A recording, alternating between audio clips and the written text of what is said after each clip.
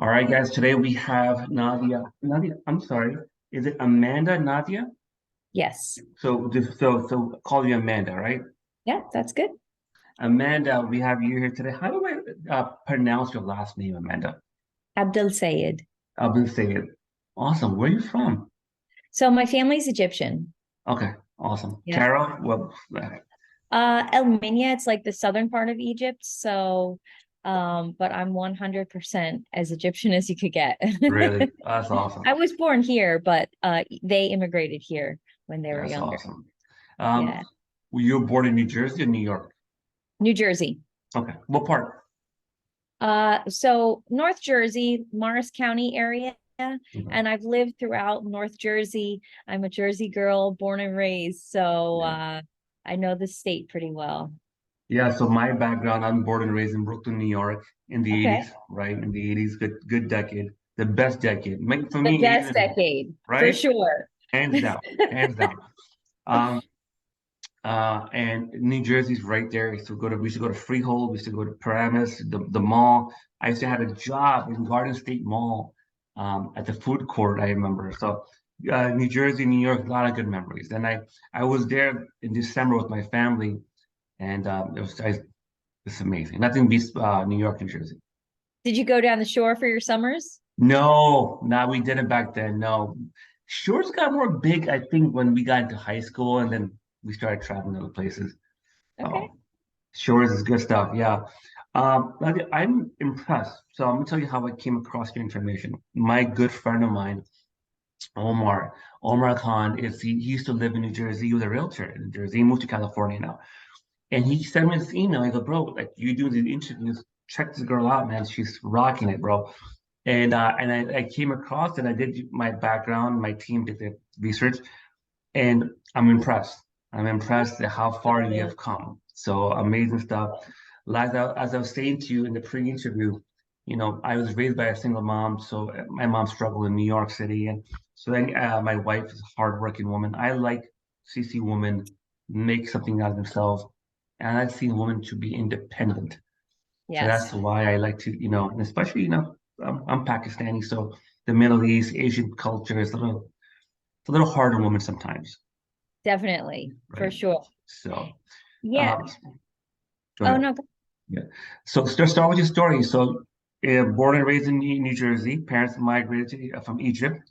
How was Yep. growing up? My mom had come here when she was 19 to the US, and she was the oldest of six. And her younger sister got married. And in Arab culture, when the younger one gets married, the older one has to be married. So she went back to Egypt because my grandfather wasn't feeling well. And they basically said, if you want to go back to the US, you have to get married. So they arranged a marriage for her. She was 19 years old. And they went to the church. Church is kind of like Match.com, and they just set you up in an arranged marriage, and that's it. So she was just really eager to come back to the US.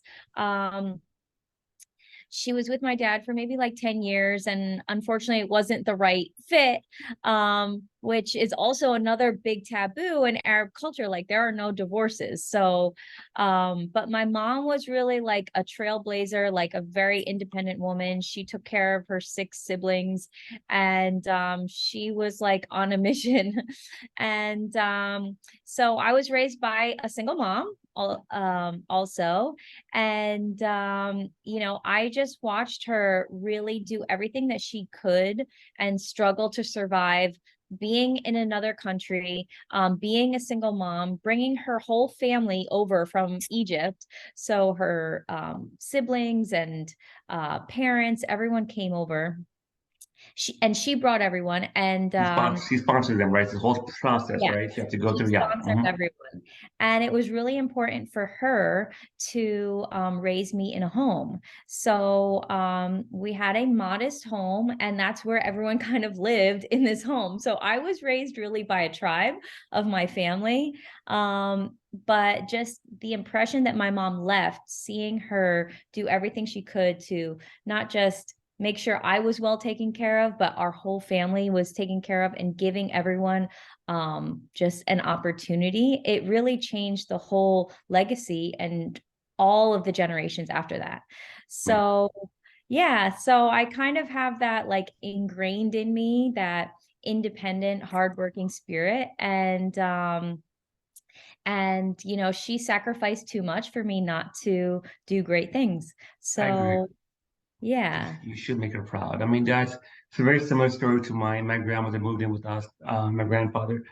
But some of my friends would come up to me and say, "Hey, like, you have a real estate career, you got this, you have a wife and kids, you have a house and this and that. Is that enough for you?" And I go, "Man, like, if this is enough, then like, it's not fair to my mom, right? And that she Right. sacrificed her life. My mom passed years ago, but it's like it's a legacy, and you work for the legacy. Yeah. It's amazing. Question: you were in an apartment, a house, like where were you raised? So I was raised in a home. Yeah. My mom, or my parents had bought a house, and then my mom stayed in the house and she maintained it. What did she Sorry. do for a living? So my mom was an X-ray technician.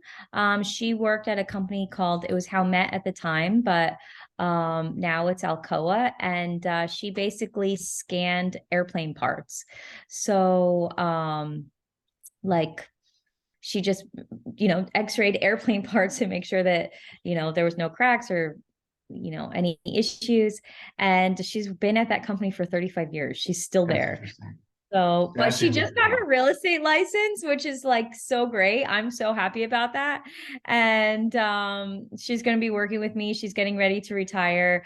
And I'm thrilled to just be working alongside her because That's she's always amazing. been my role model and my mentor. So, That's beautiful. That's very yeah. emotional for me. Awesome story. Um, were you a good student growing up, or were you hardworking? Were you like as a kid, elementary school, junior high school?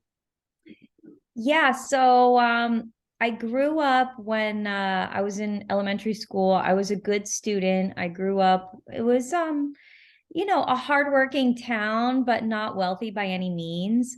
And then my mom ended up getting remarried when I was in middle school. So we moved to a more upscale town. They had better schools, and it was let's just say not very diversified. I So got it. Yeah. when I came into the school, they were looking at me like, who is this Yeah. brown girl? Yeah.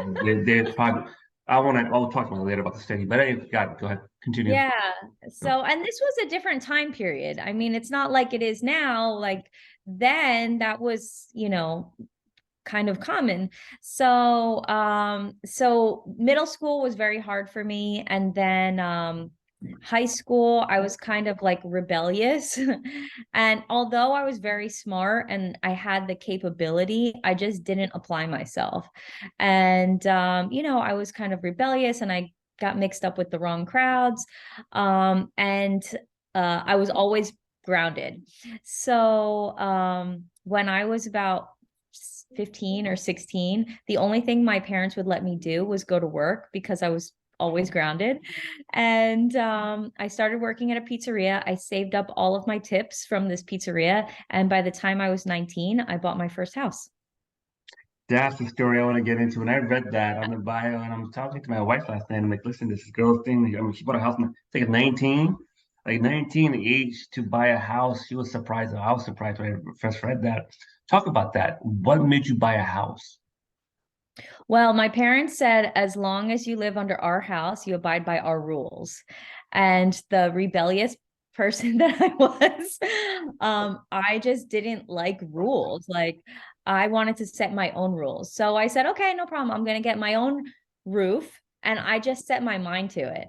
And I started working at the pizzeria when I was like 15 years old, working at the counter. And I saw the bartenders and the waitresses making so much more money than I was. So I just worked myself through the whole restaurant and I convinced them to let me start bartending and waitressing at 17 years old. And or it was like 16, 17. By the time I was 18, I was running the restaurant. And Insane. 19, yeah, and 19, I saved enough money from my tips that I bought a house. I mean, it was 2007. It was a very different time period then also.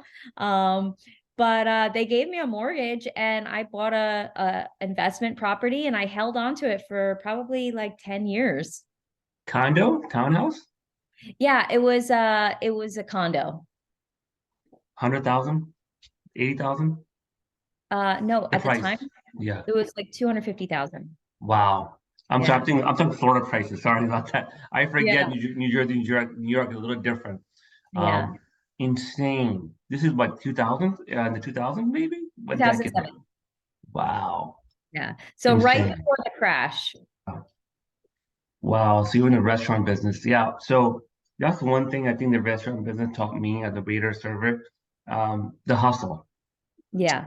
And also, I don't know if you agree, I think right now as realtors, we serve our clients. It's a lot of hospitality and the way we communicate, with our sellers and our buyers. I think that background comes into play now quite a bit.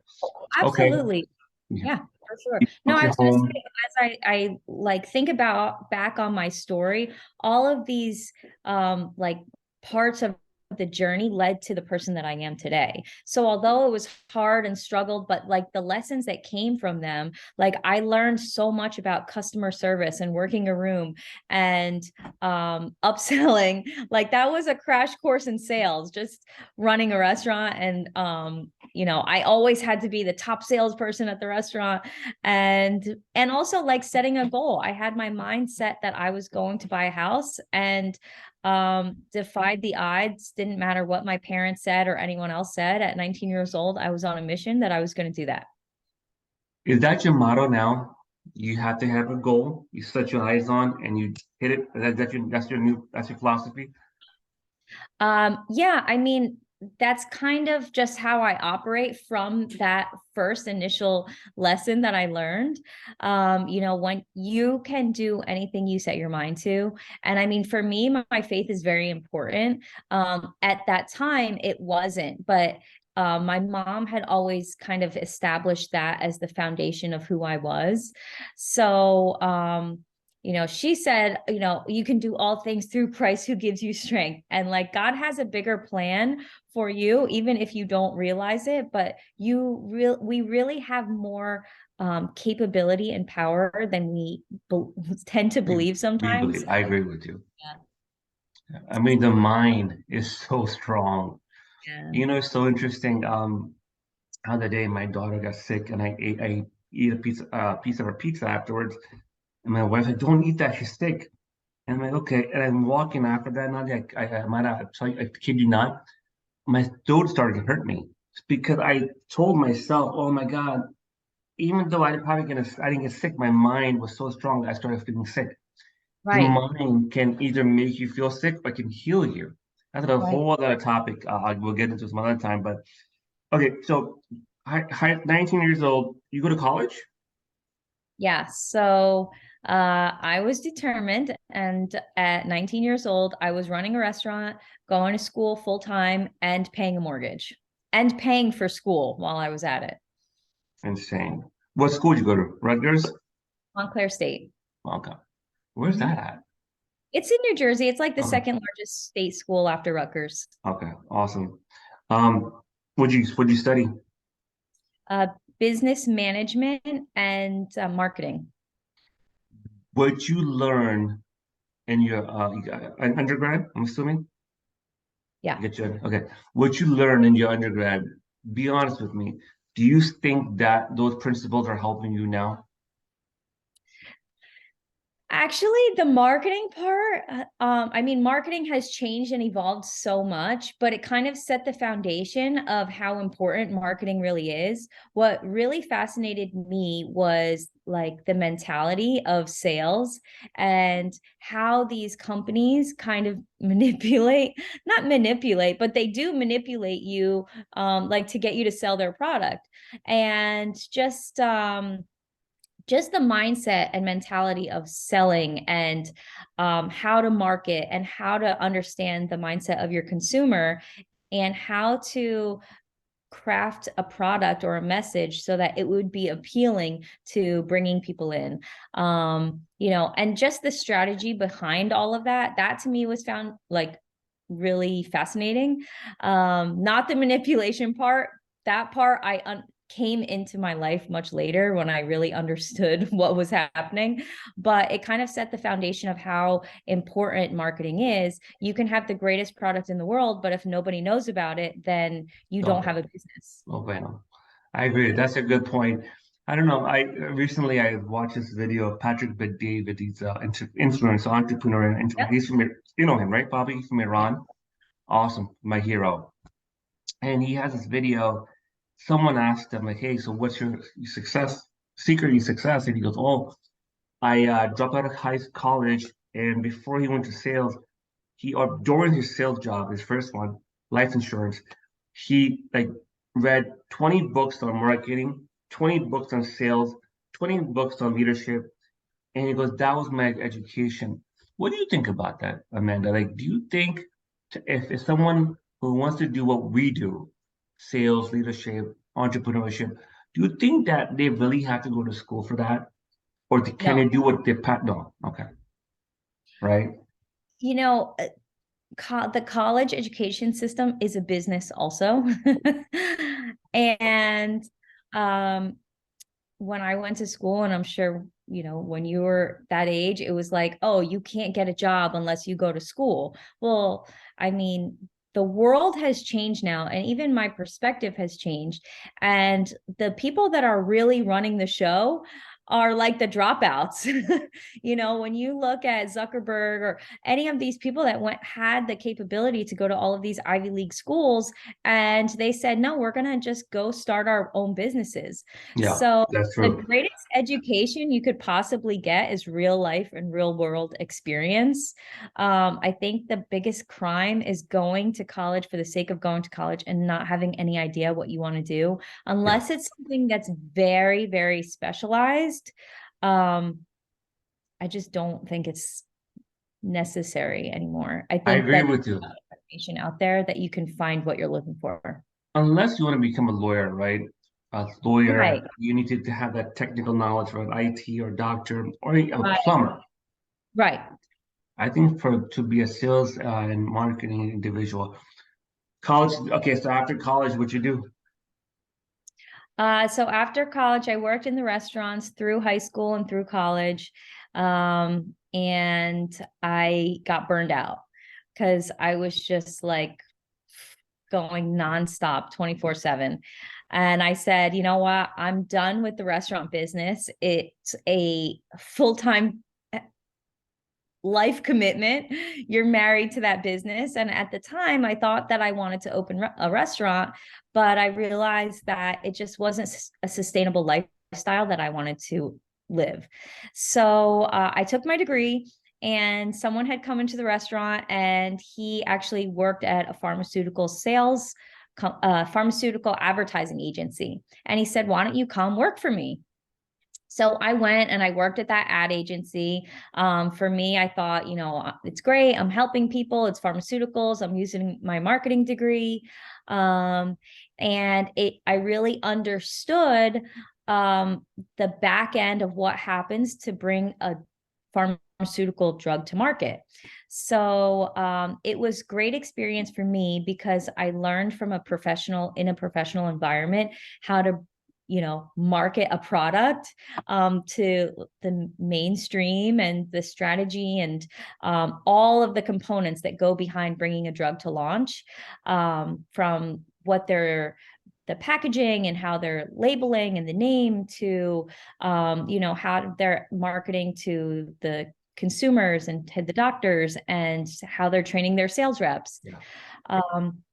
And I stayed in pharmaceutical advertising for maybe 6 years or so, 5 years. And I actually got into a really bad car accident where, for the first time, and I always had perfect health, for the first time, I was on the patient side instead of the business side. So I got a whole new perspective on the pharmaceutical industry. And from there, that's where the manipulation came in, and really like seeing the whole picture.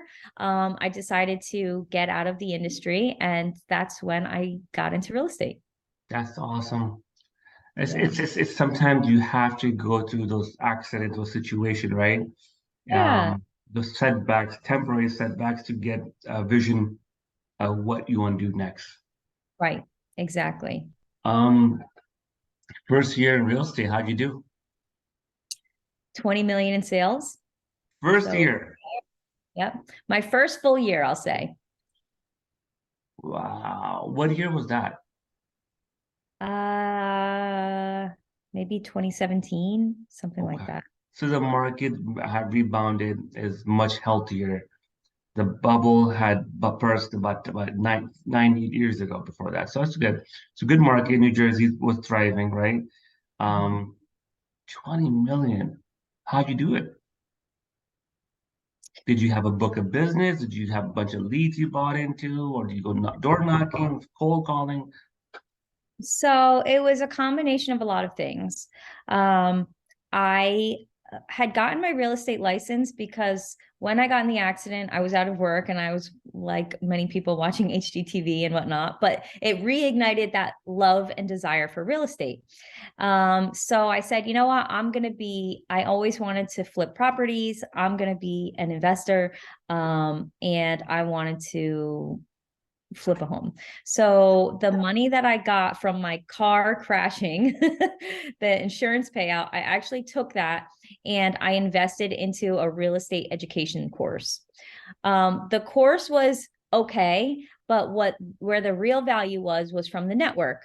So they would have these like monthly meetups, and I would go into the group, and I was there as an investor, but I also had gotten my real estate license while I was out so that I could use it as a tool to like let myself into properties and whatnot and have access to the MLS.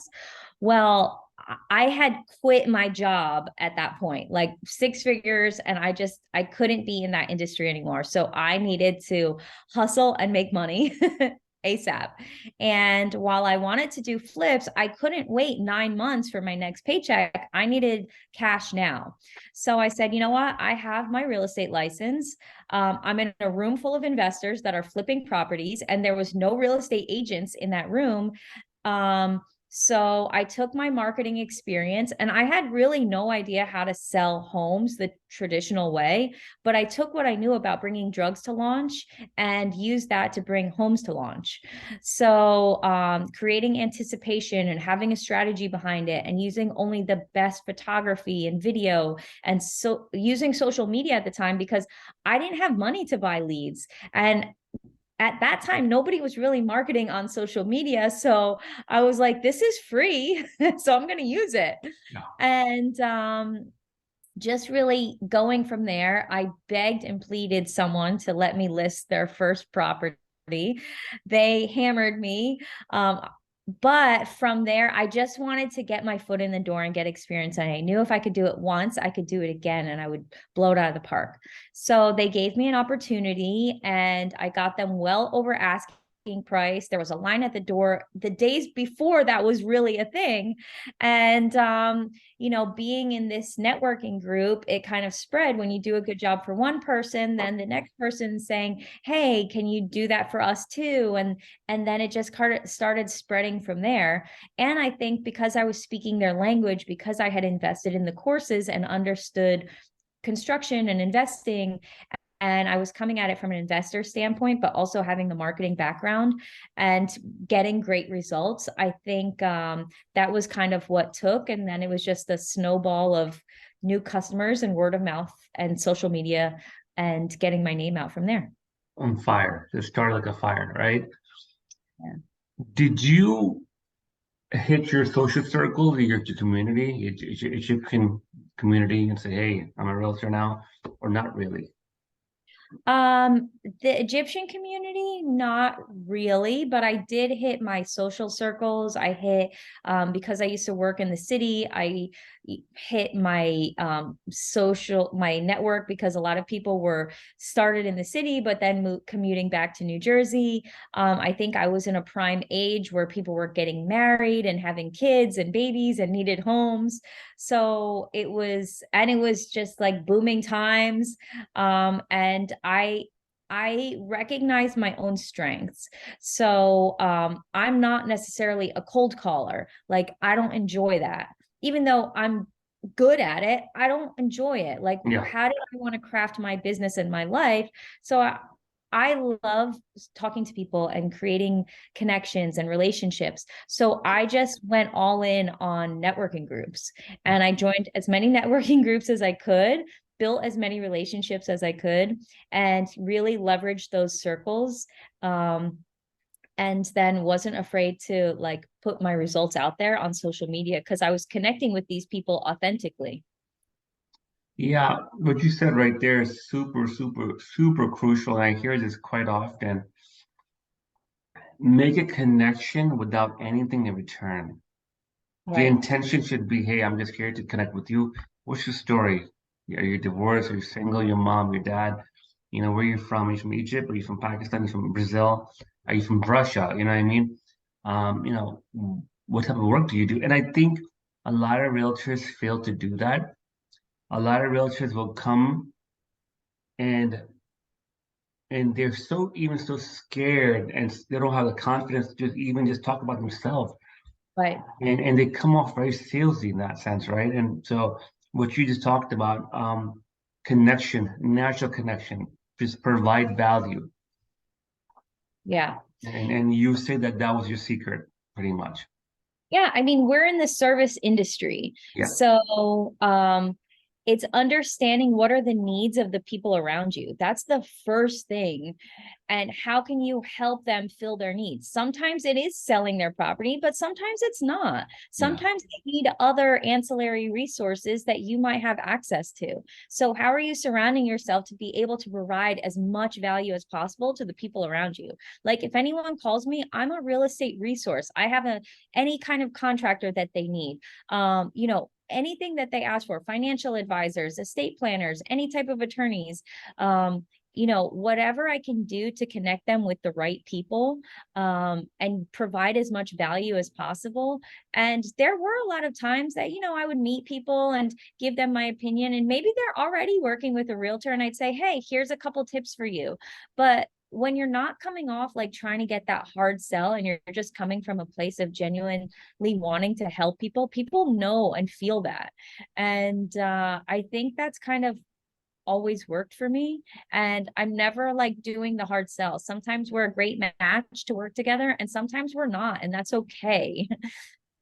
Yeah. That's the same philosophy as I have. It's like you walk into a listing appointment, and you know what? Some agents will say, no, no, no matter what, you better come out without listing agreement signed, and or you're failure. My views on that is the opposite. Maybe I'm not a good match for you, and vice versa. You know, I mean, maybe you're asking for too much and understand. I'm telling you that market is not going to support what you're asking for. However, this is what I think will work for you, and I think it shows a lot of confidence when a person says, you know what, maybe I'm not the person perfect for you. Here's my Right. card if you want to talk later, and you walk out. Um, Insane. So That actually makes the person want to work with you more. I agree. It's It's like like, a psychological thing, right?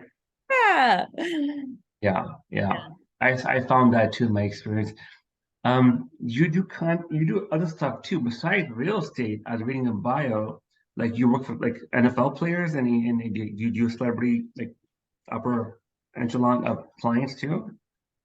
Yeah, so I mean, I have represented some celebrity clients, including NFL players. And you know what? At the end of the day, people are people.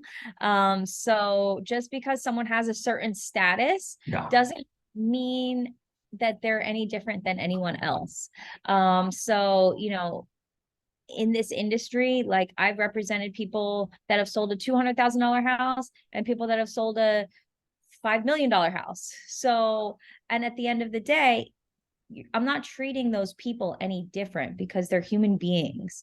So, yeah, I do represent some celebrities and some athletes. And I think because I treat them as humans, and I'm not like trying to get anything from them, but just trying to deliver the best service I can, whether you're a celebrity or not.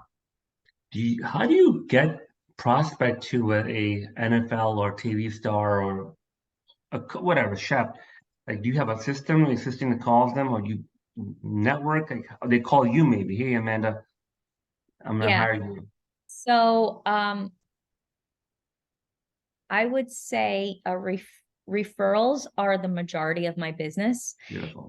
And I really do everything I can to treat each person as an individual and understanding that this is a huge transaction for them. I never want them to feel like this is just another number. This is just another house that I'm selling. Like, no, I'm really here to steward you through the transaction and to help you along the way. And while I can't foresee the future, I can anticipate things to come. And while there may be some ups and downs through the transaction, I'm here by your side through the journey. And with that, I have raving fan clients that go and tell other people, and you never know who people know.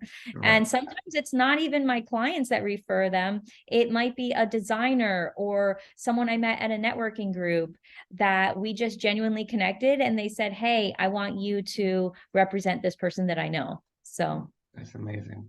Yeah. Just being a person of value, right? Before I let you go, your daily habits, your routine. So for example, when I wake up, I have a journal, I do my gratitude list, my goals and stuff, my money affirmation. Tell me about yours. What typical morning, what time do you wake up? So I'm usually up at 6. It really depends, I'll be honest with you, because winter I'm like up with the sun. I'll be honest with you. But summertime I'm up super early, like 5 o'clock. So my what is it? Your circadian rhythm is Yes. pretty on because I also value my peace. And but yeah, so I try to wake up by 6, and for me, like, my prayer and reading is very crucial in the morning. I'd love to say that I'm a habitual person and every day this is my exact routine, but the reality of it is that life happens sometimes. But as much as I can, I definitely pray and read first thing in the morning. I try to get my exercise, and I have to get my coffee. So, yeah, and then I level set with my team, and I have more of like daily, like, okay, on this day I do this day I do this. I'm actually trying to transition because I don't know, do you know Ed Milet, who he I love is? him. He's my Yeah, I biggest love fan of him his. too. Yeah. So he actually is a proponent of breaking your day up into 3 days. Yes, he is.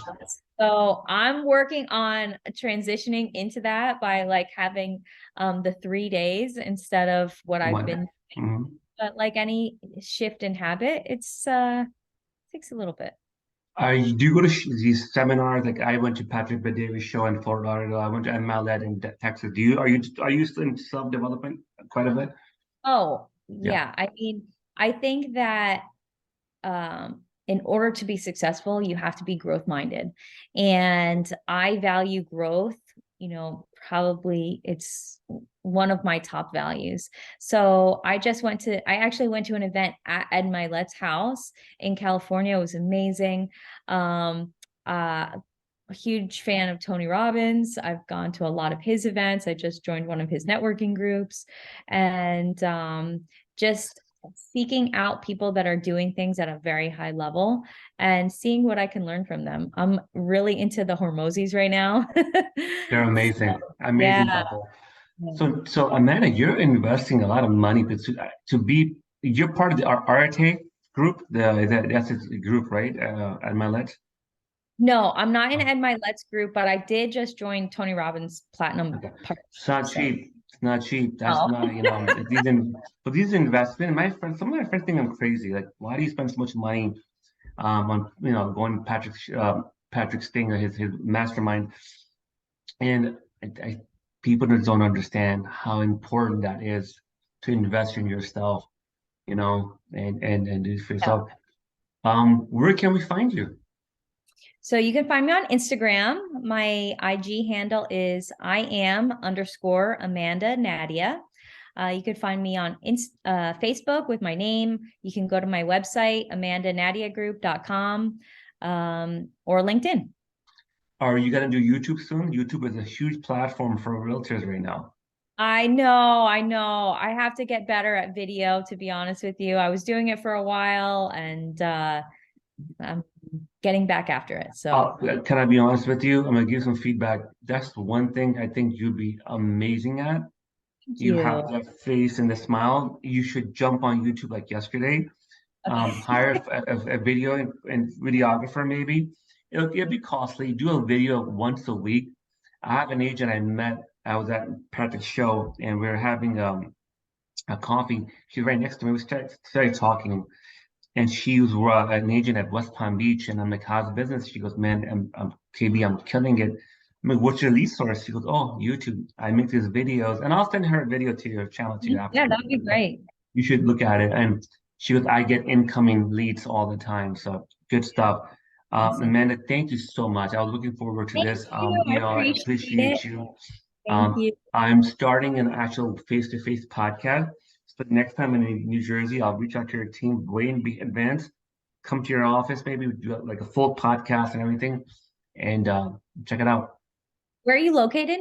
I'm in Orlando, Florida, Orlando, Miami, back and forth. Oh, awesome. I'll be in Orlando next week. So You very know cool. what? We should connect. For a real estate conference. So Okay. Awesome. Awesome. We should get together. Awesome. Alright, And cool. thank you so much. Good luck with everything. Your Thank you. story is amazing.